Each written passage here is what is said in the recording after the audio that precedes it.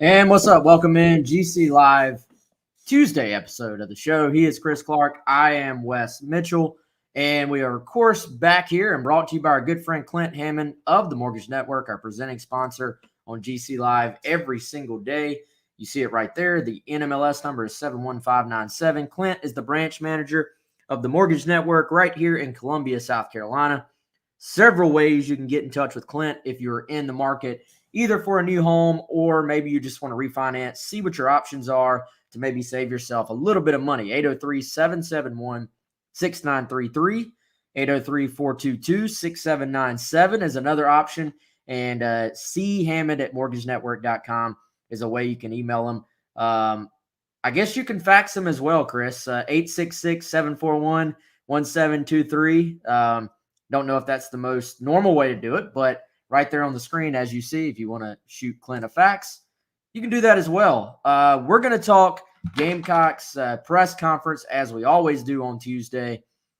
I got a feeling, Chris, there may be more people tuned in to the Wednesday press conferences in curiosity about the offense. Of course, on Wednesday, offensive coordinator, defense coordinator, and sometimes special teams coordinator. All those guys speak. But Shane Beamer, as always, talking today. By the way, quick shout out. We'll start our show the same way Shane Beamer started his press conference. Quick shout out to Kim Fields. Happy birthday to her. When I walked in, the staff had a red velvet cake prior to the press conference, celebrating Miss Kim's birthday. Shout out to her. As Beamer said, she is the one that makes everything go around there. Press conference today, of course, Beamer talking up Troy. And Chris, to me, the big sort of, I don't know, Beamer sort of kind of harkened back to something he said early in his tenure at South Carolina. And his point was, hey, look, we're not going to get too caught up in an overall wins and losses. You know, we expect to win every game. And so don't take that the wrong way when I say that. But more so, the goal right now is to maximize the progress, maximize the production of this team. Now, whether they have done that or not to this point is in the eye of everyone, you know, who's watching out there. But as far as moving forward, it seemed like that was the sort of theme of the press conference, Chris, was that Beamer wants to see this team continue to make progress. What that means, we'll all see. But what it means in the wins and losses, we'll all see. But the point is, you've got to make progress during this next, 2/3 of the season. Yeah, the phrase that I took away from today was something that he actually said at the end. A race to improve is what he said that they were in. And, you think about it, Wes, and I think going into the week, we always think about, okay, what kind of improvements can this team make? And it's certainly going to be very important for them to improve, but you do have a limited time in order to do that, right? You're coming back Sunday from the previous week's game, and you have Sunday very light kind of walkthrough-ish practice. You're doing a lot of corrections and things like that. It's pretty light. Monday you're off. So then you have Tuesday, Wednesday, Thursday practice, and then you have something light on Friday. And so, but before your game on Saturday. And so it is very much, you've got to pack in a lot, whether it's corrections from the previous game, coaching points, new install, if you've got some of that stuff, and then preparing for the opponent. So there's a lot that goes into it. I think the point of frustration for Shane Beamer is not necessarily the fact that South Carolina is 2-2. Does he want to be 4-0? Yes. We don't need to spend a lot of time litigating. Well, does Shane Beamer, is he happy that they're 2-2? No, nobody's happy. Let's just go ahead and leave it at that. I think his frustration level stems from this. Yeah, they've lost to two good teams that are undefeated, one elite team in Georgia. We'll find out how good Kentucky is, but they're a good team. I think his frustration is this team has not done what he set out to do at the beginning of the season, which is to maximize the potential of this team. You wanted to be able to look at this team and say, they have some things that they do well offensively, and that doesn't necessarily going to mean that they're going to win every week. They're not going to win every game. We came into this season saying they're not going to win 10 games. reset your expectations. But the frustration, Wes, has been that the offense in particular has not maximized what this team's potential could be. And a lot of that stems from the running game, right? Defensively, people are largely looking at it and saying, well, this is a little bit better than I thought it would be, or even this is a lot better than I thought it would be. I actually have a Gamecock Russ stat of the day / week, whatever it may be for later, Wes, related to the defense. But I think that's largely what it is. He talked about that a lot. He got kind of passionate, the kind of the fired up version of Shane Beamer, not in a bad way that we've seen before, to where he was saying nobody needs to throw the season away. He used a lot of the kind of phrases you hear. We're not blowing it all up after 4 games. They're not on a sinking ship. They need to go and get better. And so that's what it's going to be all about. And we're going to see, on Saturday night how things look in that regard. Yeah, so a lot to unpack, man. I'll start injury report. South Carolina still remains relatively healthy. Not a whole lot has changed since Beamer talked on Sunday with the teleconference. It does look like Xavier Legette is back. Obviously, sort of second string wide receiver. Was a little bit banged up in a traffic incident. Nothing serious there. He is back. He's missed a couple of games. He'll be back. Carlin Splittell sounded more like, they're hopeful. They hope he'll be back. He got banged up against Kentucky. I don't know if, Chris, I even heard the exact injury there, but Carlin's was sort of limited in practice. He's sort of been rotating with David Spalding there at that nickel spot. So we'll see if they can get him back. Rick Sandage still working back through his injury. Obviously, Shirai Green's still out this week. But for the most part, pretty, relatively healthy as far as going into a week 5. Everybody starts to find injuries, right? Everybody's banged up a little bit. So South Carolina, Chris, relatively healthy. I did think it's interesting the discussion about Luke Doty moving forward, and something we've hit on a little bit. I think we hit on it Monday, but the sort of, I guess, the distinction between being healthy, and being at top speed, at 100% speed. And, Beamer sort of expressed that, hey, nobody should expect Doty to be running like as fast as he would be if he wasn't coming off of this injury. And, I was actually listening to Ryan Brewer when I was coming back from the press conference on 107.5, and I'll echo some of what he was saying. I thought, first of all, you and I talked about it yesterday. Doty is not quite where he was before as far as getting his speed back. And, the kid is a warrior. The kid is, going to fight through it. And he's fine from a health standpoint. He's fine to play. He's cleared. Nobody's saying he's playing like hurt necessarily. But I think as far as implementing some of the run game stuff that South Carolina would love to probably be a part of their offense, those plays necessarily just have not been there yet. They've called a couple of them. There were some zone reads that are maybe there if he keeps. So to me, that will be something I am continuing to watch.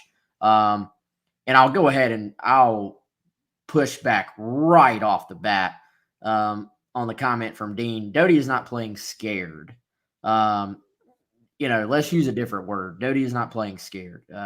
He's playing the opposite of scared, honestly. Now, is he quite up to the speed that he would be if he hadn't had the injury? No. And I think that has affected things. But to me, if you're going to start making out a list of the issues on offense, Luke Doty is not in the top 10 of issues. Like, Doty has been good, So I think you look, and to me, but that's just one other issue here that if you're South Carolina, you hope that he can start to get back to 100% speed, because it does add a different element to this offense.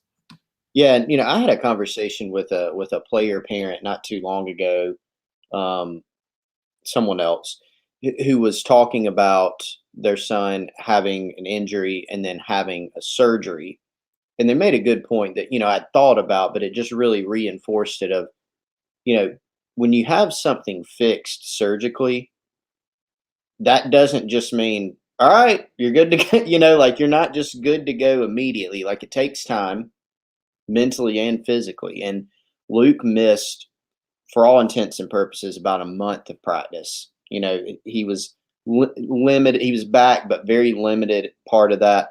And then, as we know now, the week leading up to the Georgia game on that Thursday, he had returned kind of to the full 11 on 11. So there's that. And then physically, if you have surgery, if you have an injury that just needs time to heal, Luke did not have to have that. He just had to have the healing time, but it takes time. You've got structurally, okay, everything's fine, which is good, but you have to get back into it. He wasn't able to run for quite a while. There's always pain management things to keep in mind. And right now, I mean, it's smart for him to be careful on it.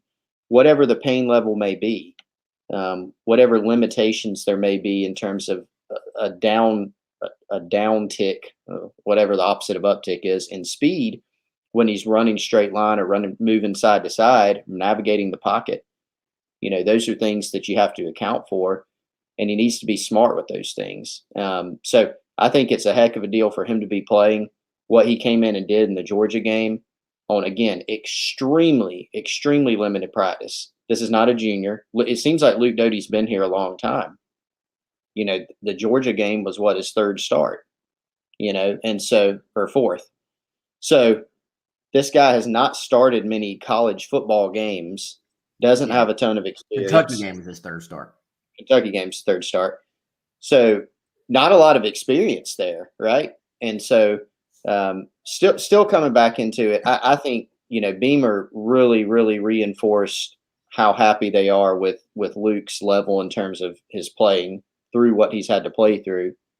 And the fact that, yes, he can get better, but yes, he is still inexperienced. So I agree with you, Wes. I don't think he's in the lead group of the problems with this offense. To me, the biggest problem with the offense is South Carolina's inability to hang their hat on running the football. If they could do that, I think we would see some other things start to improve.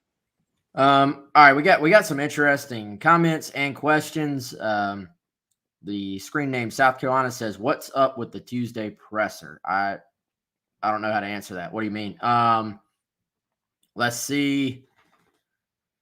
Eric says South Carolina fans deserve better than we've had since Spurrier. And I think there has been a sense, Chris, to maybe mash together the Muschamp era and now the Beamer era. Like there was a comment, not to pick on anybody. There was a comment, I think it was from our show yesterday, but it was after the show went off. It was a comment on one of our videos, and it was just the old quote about the definition of insanity is trying to do the same thing over and over and expecting different results.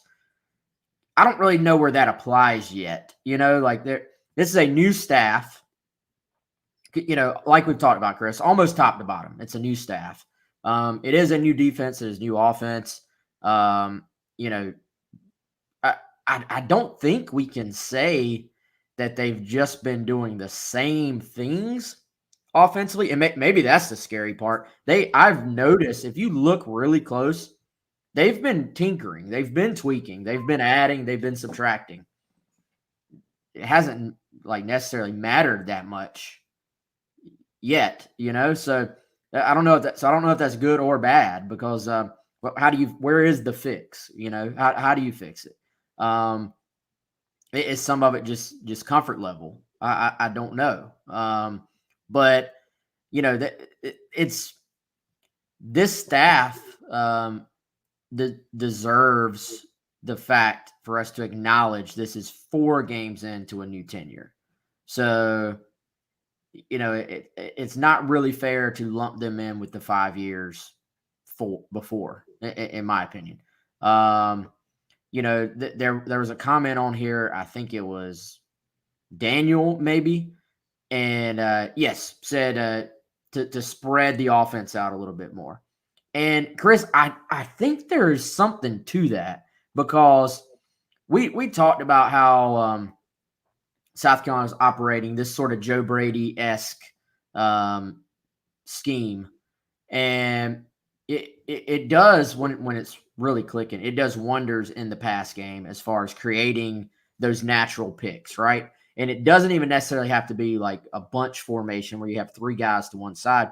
Pretty much, a lot of the Joe Brady sort of scheme is to tighten everybody up, and you do these mesh plays and different crossing patterns where you create issues for defenders and man coverage a lot of times. But what that does do to your running game is it adds those cornerbacks into your box.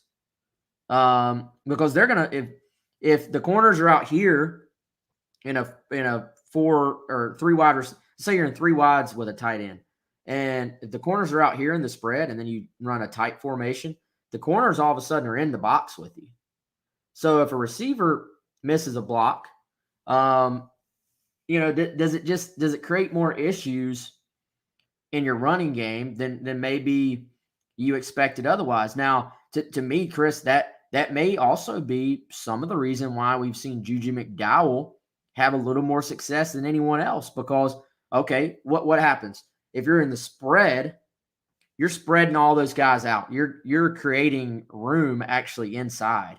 If you bunch everybody in, then you're actually creating some natural lanes to the outside. That may be part of the reason that sort of the little outside zone stretch play, whatever you want to call it, with a speedier running back has had a little bit more success. So to me, the spread offense, not that it is some great equalizer that it once was. It used to be sort of an equalizer, but now everybody has some aspect of the spread. But I do think there may be some merit to the idea that South Carolina. I actually had a former high school coach, very successful high school coach, Chris, message me on Gamecock Central. His initial thought was, he said, Wes, we're too bunched up. And there may be some merit to that, man. Yeah, that's a good point. That might be something good to go through and kind of log in terms of South Carolina's success, running the ball maybe out of certain looks or formations. They have, gotten Juju McDowell. I don't know, Wes, if it's more of a product of the formation that they're in as opposed to the play, because we saw, for instance, the pop pass the other night. They do try to make more of a concerted effort when Juju is in the game to run outside, because that's kind of his forte, right? He can get out on that outside zone or that stretch play, kind of hide up in there, and then he's got a nice burst and good vision. And he can make guys miss in the open field. We saw that on a couple of his outside runs, 2 of the better runs of the night. He was one-on-one with a guy that wasn't blocked, or needed to be the guy to make a play one-on-one, and he did it, and he was able to get some positive yardage. So that very well could be. I think counterpoint, just to be fair, I think you look at South Carolina running the ball last year. Now that was a different scheme, but Kevin Harris, was on that team, 1,000-yard rusher. He's on this team. You have most of the same offensive line in terms of personnel. You don't have Sedarius Hutcherson, who was a very good player, certainly a really talented run blocker, and now he's in the NFL. But I mean, it's not like they ran a ton of just like they were super spread out. They went 4 wide and let's run the ball out of it. They even ran eye stuff last year, more than we've seen this season. And they still ran it pretty effectively. And that was despite not having a dynamic passing game, which is similar to this year. So I don't know. I mean, that's kind of my answer to it, is I don't really know what the answer is. I think there's enough to go around with the offense to where we can look at many of the different types of plays they run, whether it's formation, run, pass, and you can just see things in all of those that have been issues, whether it's, okay, maybe the play call could have been something different. Maybe it's an execution issue. Maybe it's a mental assignment. Maybe it's communication. I think we've seen all those. So I don't know, it may be that they need to spread out. It may not be. I don't know if we have, me personally, I don't know if we have a great answer to that. I will say one thing I saw in the chat, I just wanted to address real quick before I forgot. Coleman Johnson, seems like the Joe Brady offense is more around a true pocket passer than a dual threat. Joe Burrow, dual threat quarterback. I mean, the guy, I think a lot of people think, he passed for like 9,000 yards that year. Well, pocket passer, well, certainly super talented passer, but he was ranked as a dual threat quarterback coming out of high school, and he had, I don't know, 300 and something rushing yards, each of his seasons at LSU, and was really good navigating the pocket or scrambling out of it. So he was a dual threat guy, and they've actually kind of harped on Luke Doty, standing in the pocket and delivering the ball. And to his credit, I think he's done that some this year, maybe more than we anticipated. Oh yeah, dude. I think that's one of Luke's greatest improvements, in my opinion, is his ability to step up in the pocket, get to that second or third guy, and deliver the football. A lot of times fairly accurately, man. I mean, if we're gonna all, and I would say this is sort of a collective thing right now, if we're gonna all rightfully so question the offense and Satterfield and why is this happening, why is that happening, I do think even with the lack of practice time, we have seen a tremendous jump from Luke Doty as a passer as far as the consistency of where he's putting the football and, as far as accuracy goes. So that is one thing I do think we try to pride ourselves on the show is, let's not just have that non-nuanced approach that we talk about other people. Offense has not been good enough. Everybody, I mean, I think Satterfield would tell you that himself. He probably will tomorrow. But Luke Doty has improved tremendously, in my opinion, as a passer. I think the hope from the South Carolina side is probably when you're coming into the season with a healthy Luke, you're probably saying to yourself, man, if Luke can master this passing game part and then also have the run game to fall back on, then maybe, you have something there. And obviously, for whatever reason, it just hasn't always clicked together like that yet. A lot of times completely out of Luke Doty's hands on why that's happening. But as far as delivering the football, man, like I know I did find it kind of almost unfair how many people have mentioned that one throw that was too far down the sideline to Van. I mean, turn on Tom Brady on Sunday. Turn on Aaron Rodgers. Give me the literal bet, Patrick Mahomes. They missed throws as well. No quarterback will go through a game. That one may be magnified because you remember it, but you have to the great offenses are going to have multiple opportunities for plays like that. And you don't have to hit them all. You just have to hit enough of them. South Carolina, that gets magnified. How many more opportunities were there that stick out in your mind to hit a play like that? So you have to have, and that's when you're not making first downs and you have just over 50 plays. It goes back to what we've talked about before, man. How do you spread the ball around if you don't have enough plays to spread the ball around? Right. My point in the tight formations is that, to me, a lot of times even, and I think they've maybe even gotten away from it a little bit more than we saw earlier in the year. Even their like traditional spread formations where you have three receivers are still kind of more condensed than I think we're used to seeing. By the way, I'm going to hit another Coleman Johnson comment because I think it is worth mentioning.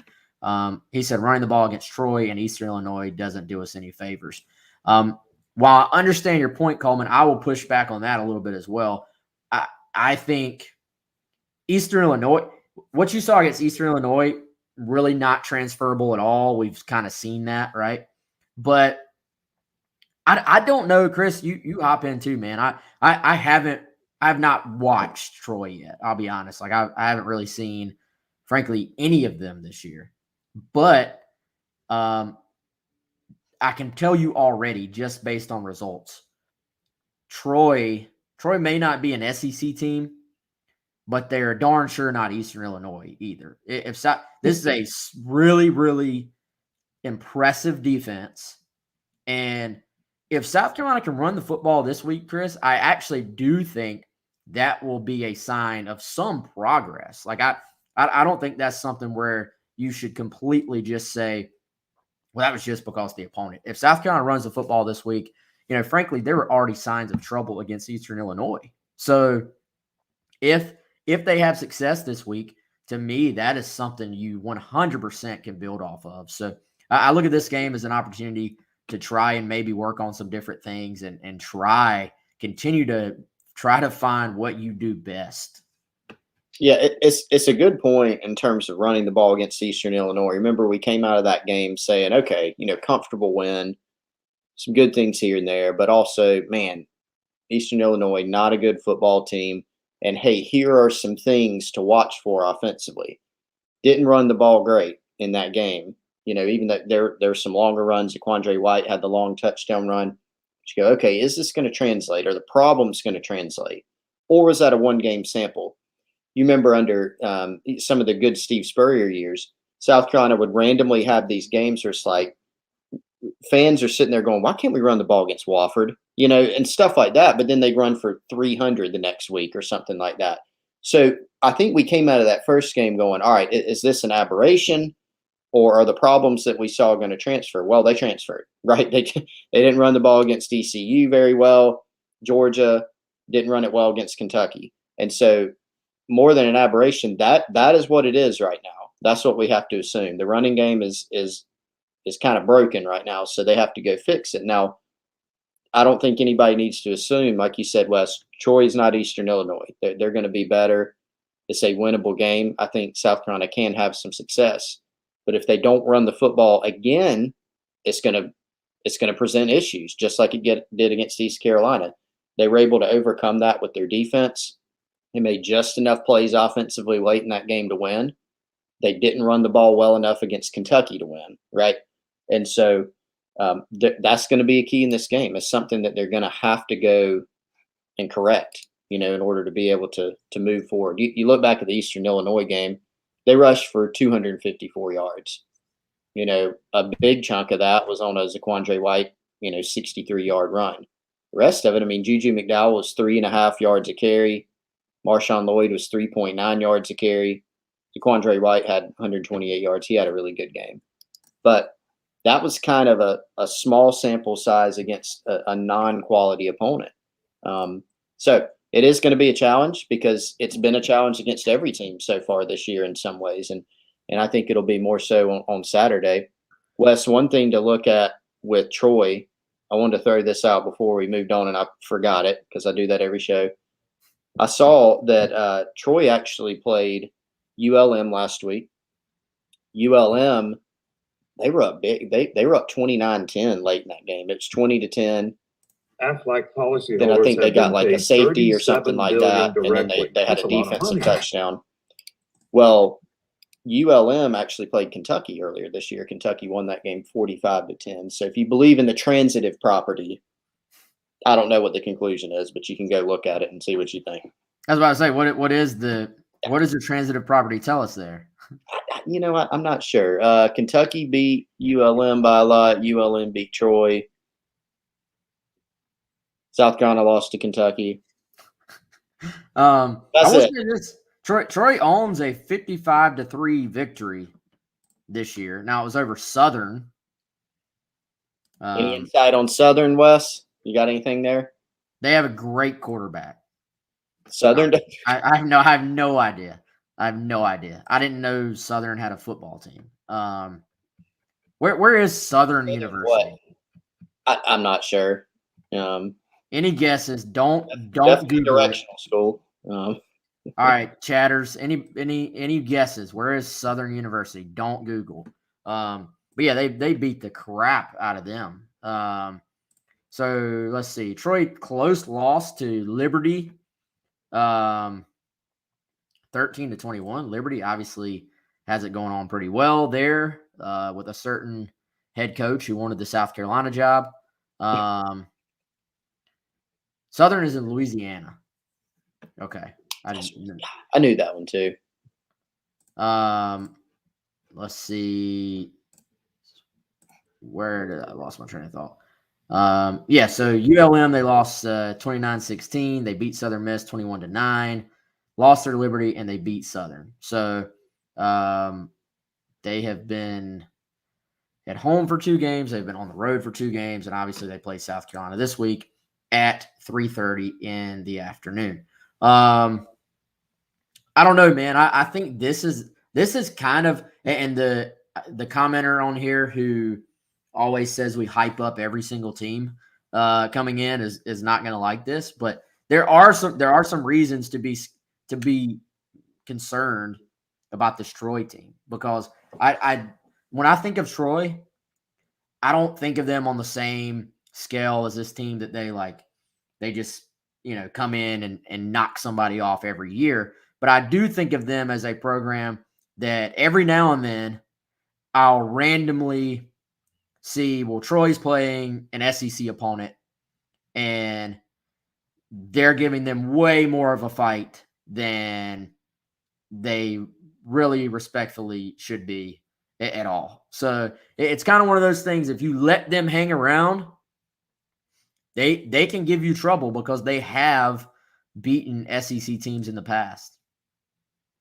Yeah, I mean, you remember when Neil Brown was there, what was it? They went down to Death Valley, LSU, and won. Neil Brown, now the head coach at West Virginia, he did a fantastic job, at Troy. And now Chip Lindsey, who, had a really good offensive reputation, if I'm not mistaken, went there. When was the last time? South Carolina played Troy at some point not too long ago. I specifically remember, and I can't remember. I think it was a comfortable win for South Carolina. But any chatters, do your Googling things. So I'm not Googling here on the chat. But yeah, I mean, there's some things to be concerned about. I think there are also some things to where if you play well, this could be a comfortable win for you. But again, I think there's so much worry, Wes, right now with the run game, right? Like that's kind of what everything's flowing toward, is the offense. That's why when we come on the chat, that's what everybody's talking about. They're not sitting here talking about pass defense. Are there some issues defensively to get cleaned up? Sure. But largely that's things we've anticipated. And some of that hasn't been as big of an issue. Like we came into this year going, oh God, what about the secondary? ECU hit them on a play. Georgia hit them on some plays, right? But against Kentucky, we harped on that all week. The deep passing game wasn't a huge factor. Now, the big Kentucky ran the ball extremely well. If they didn't put it on the ground multiple times, could have been a bigger margin of victory. We might be sitting here this week going, oh God, Kentucky rushed for 350 or something like that. Instead, it was 250, and it's concerning. But the point is the offense, especially when you're going against a Troy defense that statistically has put up some good numbers. Some of it may be a little bit exacerbated by beating the brakes off of Southern. But like there have been some issues there. Wes, let me go ahead and throw out my stat. Exacerbated was a great word, by the way, Chris. Thank you very much. Gamecock Russ, stat of the week. All right, I've got it. Now, keep in mind that last season was a full 10-game season. This is 4 games. South Carolina is going to go play some more teams that are adept at passing the ball, so it could change. Wes, last year, South Carolina in the NCAA statistic, pass efficiency defense, right? So it's basically they loop in completions, how many interceptions the defense gets, how many passing yards the opposing offense gets, etc. South Carolina finished 118th in the country last year out of 127 schools. Now, some of that, they played Ole Miss. Ole Miss passed for, I think, 839 yards in that game unofficially. So maybe that was part of it. But we all talked about the secondary last year, 118th nationally. This year, South Carolina, much, much better in that department. They've been much better in terms of just passing yards allowed. But in terms of pass efficiency defense, that same statistic this season, they're number 24. So in the top 25 right now. And there's no doubt that the secondary is playing better. It was kind of similar to receiver in that we said, hey, 2 big concerns on this team, defensive back, wide receiver, right? We knew that there'd be some limitations with defensive back. We've seen that at times. But as a collective, I think those guys, played pretty well. Yeah, I think they have, man. And I, to me, you look at the defense and if you want to put it in the same sort of phrasing like Beamer talked about, maximizing, sort of what they have, I think for the most part they have done that, man. Like nobody's going to ever. Let's say if the offense was sort of relative to the expectations, if the offense was doing what the defense is doing right now, and even if South Carolina was sitting at 2-2, I don't think people are quite as upset as they are. I think it's all about the perception about sort of maximizing it, fulfilling the expectation, and then maybe getting a step above that. Now, I will say this, in my opinion, Chris, this is another reason it's so important for the offense to get things going. And when I say this, I hope people don't take it the wrong way. This is in no way taking anything at all away from what the defense has done so far. But like you talked about, football is not you might be the same human beings on the field from week to week, but every game is a different experience. Every game is a different matchup. Every game has its own nuance. There will be a game, maybe more, where the defense doesn't get those turnovers, makes a couple mistakes that a team can take advantage of, where the defense doesn't play great. And by the time that day gets here, South Carolina's offense is going to have to be at a point to where it's carrying a little bit more of the load. Like I don't think you can put that on the defense to just expect that week in, week out in the 2021 college football era of offense, man. Like the special plays they've made, like the turnovers, it's been outstanding. It should be commended. But we all know turnovers can come in bunches, and turnovers are not predictable. It's not a predictable stat. Like, you can't always count on it. So to me, that there's going to be a game, and everybody's going to be bashing the defense when it happens. But to be honest, man, they have played very well. But you can't just put that pressure on them week in, week out. Now, to your point about the secondary, man, to me, that goes back to just being in a system that the guys seem to understand. They're playing extremely hard. We posted the depth chart from this week. Have y'all noticed the depth chart? A lot of times the depth chart, which I appreciate the depth chart existing now each week, but the depth chart in a lot of ways is usually reflective of the changes we saw the week before. So it's not going to tell that next opponent who to watch out for, basically, but it does at least give a snapshot of where things are.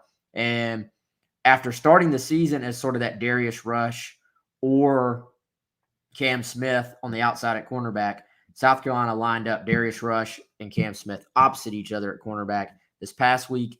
And that's what is, reflected on the depth chart this week. So, dude, but, Cam, I guess, was sort of abused by the ref there on a bad call that hurt him. And I think Chris is still pissed about because it was just a horrendous call.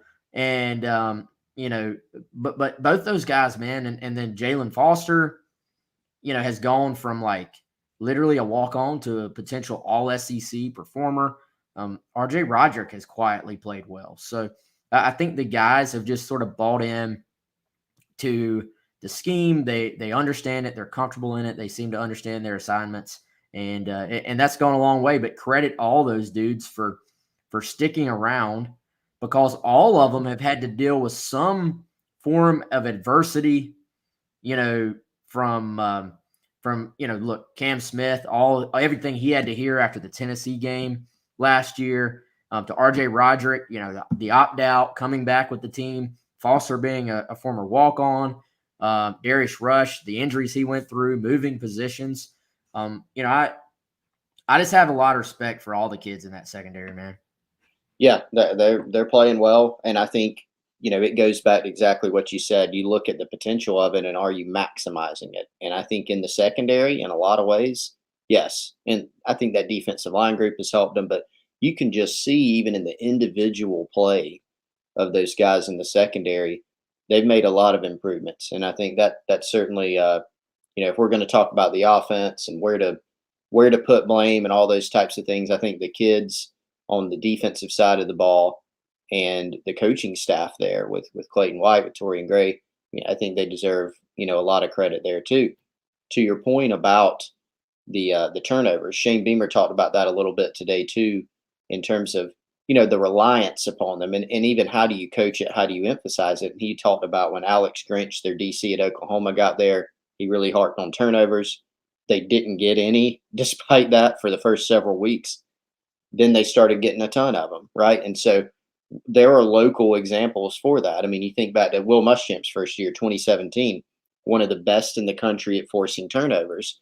And that's a big reason that team was able to kind of a little bit smoke and mirror its way, to a pretty good defense and 9 wins that year.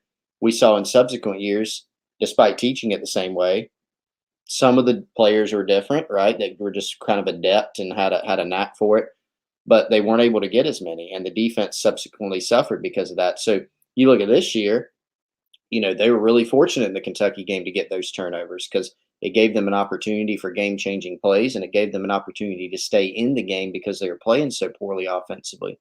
But they have to be in position to take advantage of those.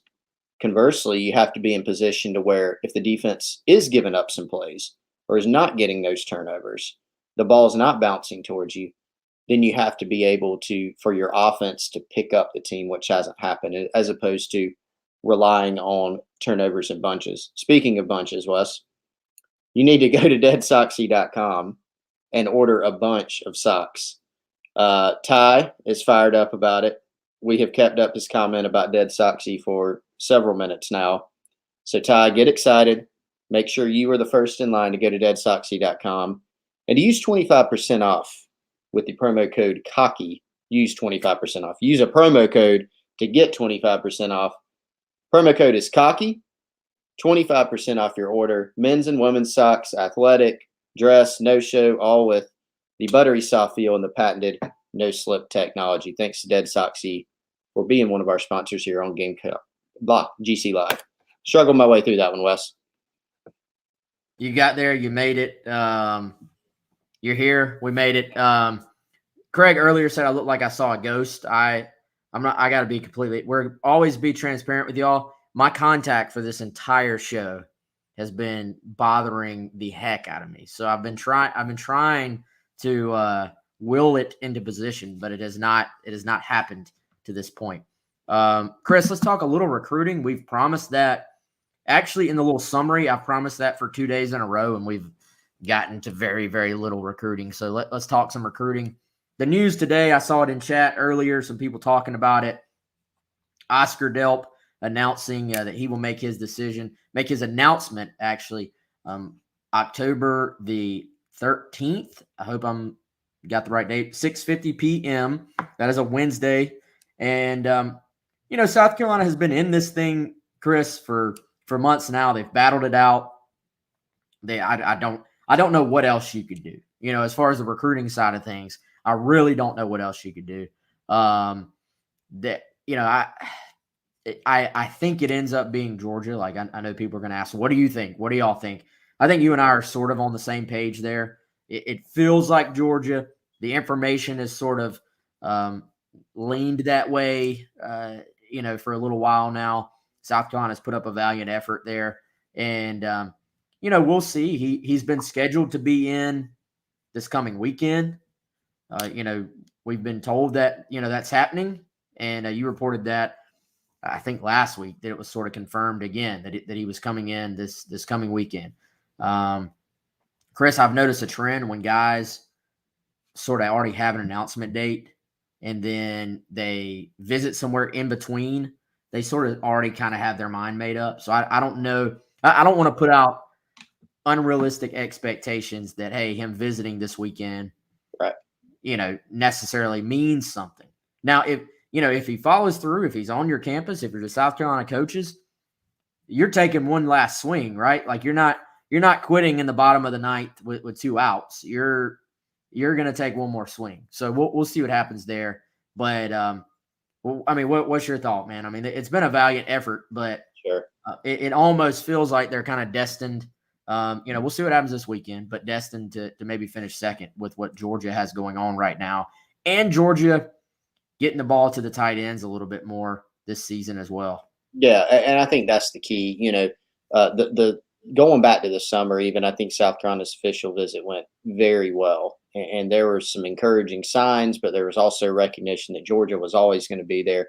and realistically going to be the team to beat, right? Lots of ties to Georgia, in-state kid, close to home, elite program, right? And so if you go down swinging. And so that'll this weekend will be their chance to have that one final in-person crack. You see what happens. The expectation, I agree with you, Wes, is Georgia.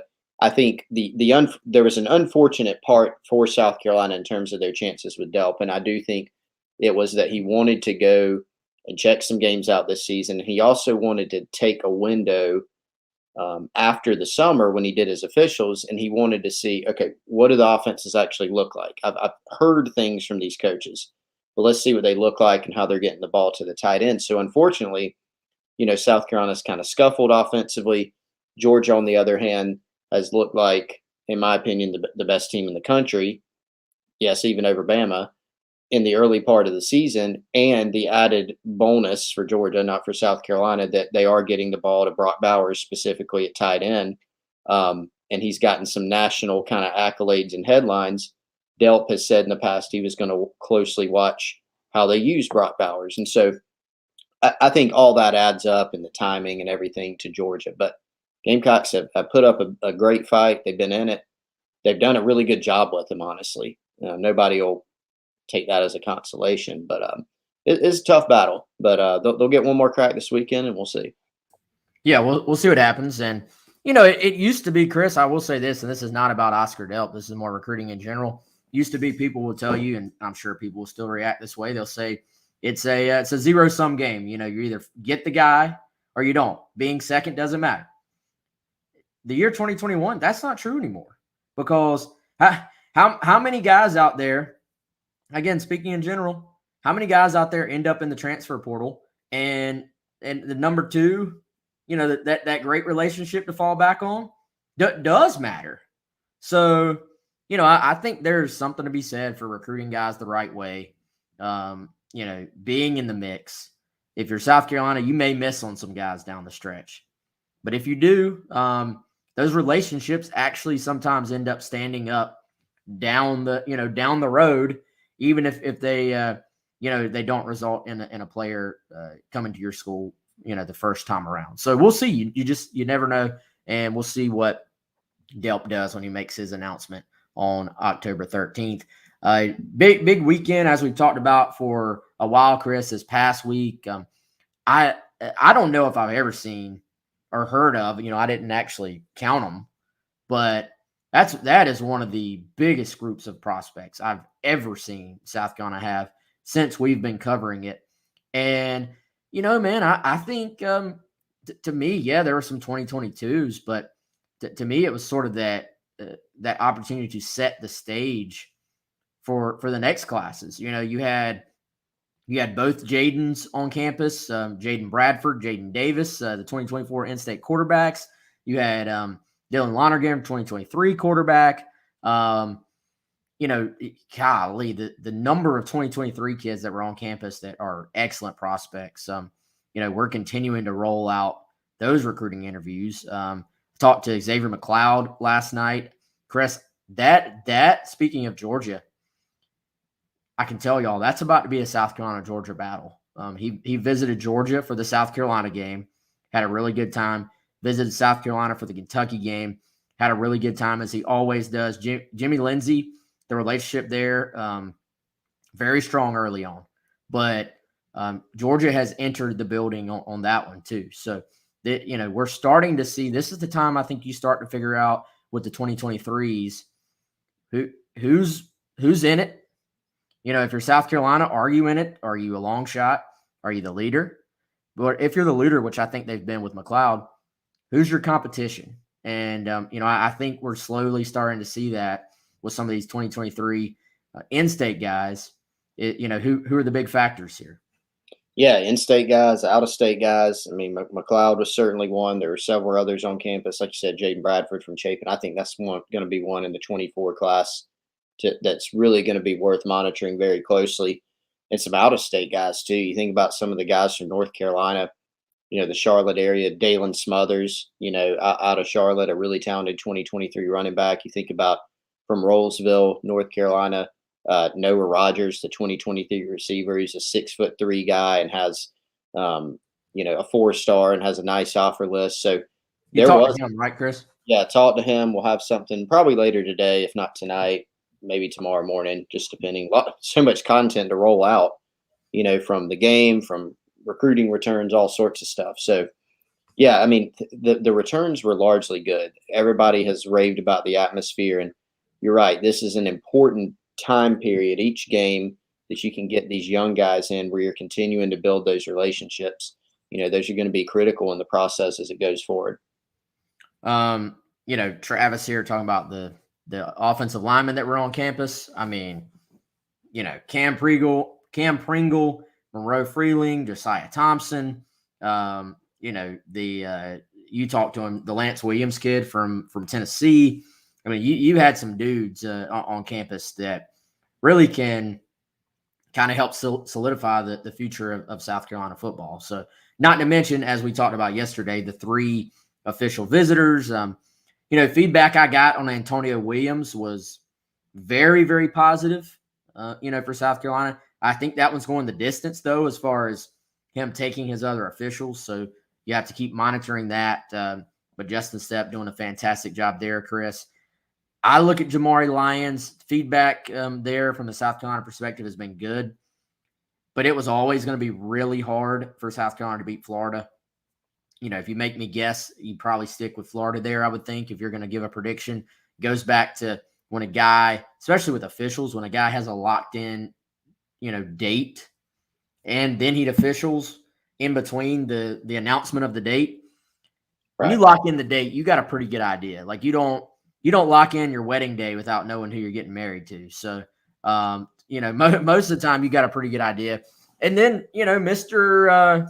Kind of laid back, Mr. doesn't really do interviews, Jay-Sean Barham.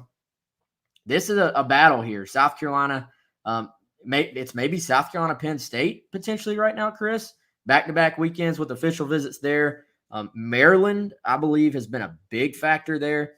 You're sort of going off of almost rumors, with him because he does keep it close to the vest. But, dude, that's we were talking yesterday. That's a kid that looks the part, right? Like that's a kid that could come into this place and play. Yeah, very impressive, and just seeing even some photos of him from the game and from his official visit photo shoot, and him on the sideline, really impressive guy. And we pointed this out on the show the other day. Wes, kind of looking at some film of him, out there playing linebacker in space, looks really good, but he certainly could be an edge guy, and that's what they've kind of recruited him as. And he's got the size and the ability to be a standout pass rusher. So he's that one's really interesting, and it hasn't gotten as much attention just because he's not as forward facing. Maybe he's not an in-state guy. Maybe some people just assume South Carolina's chances aren't great, but that's one that we're definitely going to be tracking very closely, down the stretch with Jay-Sean Barham. It's a guy they've recruited hard. Mike Peterson, assistant coach at South Carolina, has done a really good job recruiting him, and someone that, like I said, we're going to be tracking him very closely down the stretch here. Yeah, and Chris, there's been, I would say again, I'd throw it in the rumor category. It's been rumored that this coming month could be a potential decision time frame for him. Now, decision time frames, they change even when they are public announced time frames. So we'll see, but just something to keep an eye on. A couple final things, man. Y'all got to help me with this one. I'm not even. I was thinking about this last night, and I'm not even gonna single this person out and like give them the exposure. But what y'all gotta help me. What makes someone have the desire?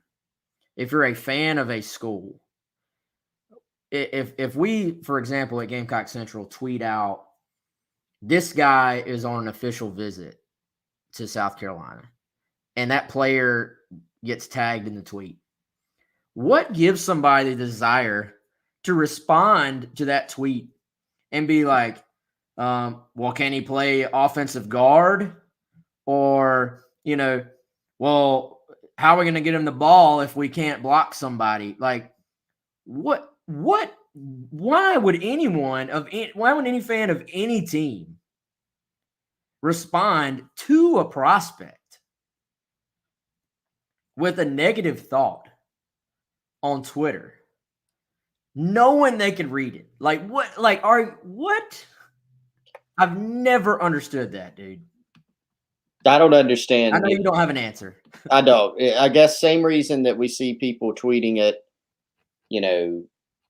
athletes or celebrities or even just regular people, basically, telling them crazy, jump off a bridge or you should do this or that because they, drop a pass or they say something you don't agree with or something like that. Same reason, I guess. It's pretty sad. Don't get it either. And I definitely don't have an answer. But I know I don't know, man. I'm wondering. I tweeted what the line is to the Troy game.